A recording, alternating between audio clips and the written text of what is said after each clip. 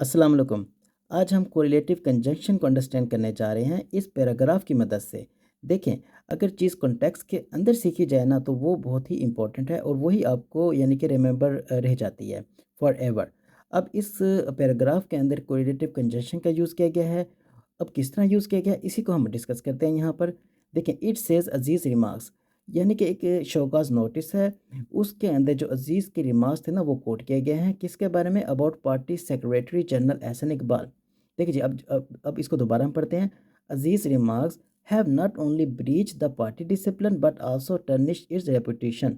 अब यहाँ पर देखिए, नॉट ओनली और बट आल्सो का इस्तेमाल हो रहा है। यही कोरिलेटिव कंजंक्शन है। पहले इससे ये देख लें। ब्रीच ब्रीच का मतलब होता है खिलाफ वर्जी यानी कि वायोलेशन।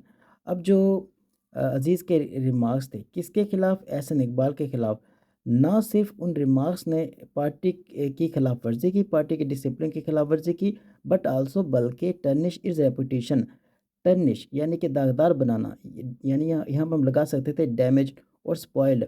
बल्कि जो पार्टी की रेपुटेशन होगी, एहसन इकबाल की रेपुटेशन होगी, उसको भी दागदार बनाया, उसको भी डैमेज किया। अब आप आ जाएँ कोरिलेटिव कंजंक्शन पर। देखें, correlative conjunctions are pair of words that work together to connect similar things और आइडियाज़ इन अ सेंटेंस। अब यहाँ पर जो कोरिलेटिव कंजंक्शन है हमारे पास वो है नॉट ओनली और बट आल्सो।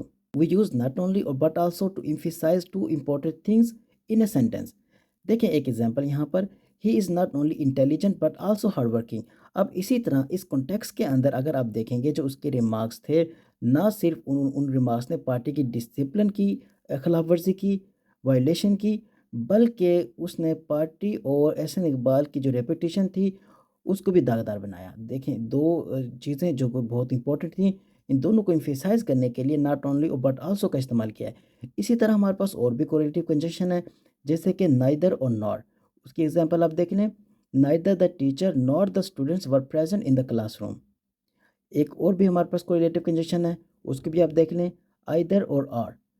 अब हम आइदर और कब यूज़ करते हैं, presents a choice between two options. For example, you can either eat the cake or save it for later. Okay हो गया। इस तरह से हम कोरिलेटिव कंजंक्शन को यूज़ कर सकते हैं। होता क्या है, हम इनको यूज़ तो करते हैं अपनी स्पोकन और रिटन में, लेकिन हमें पता नहीं होता कि ये कोरिलेटिव कंजंक्शन है। तो अब आपको पता लग गया ना, तो जब भी आपने इनको यूज़ करना है तो एहतियात के साथ यूज़ करना है। ओके हो गया, चलिए मिलते हैं नेक्स्ट वीडियो में। Thank you.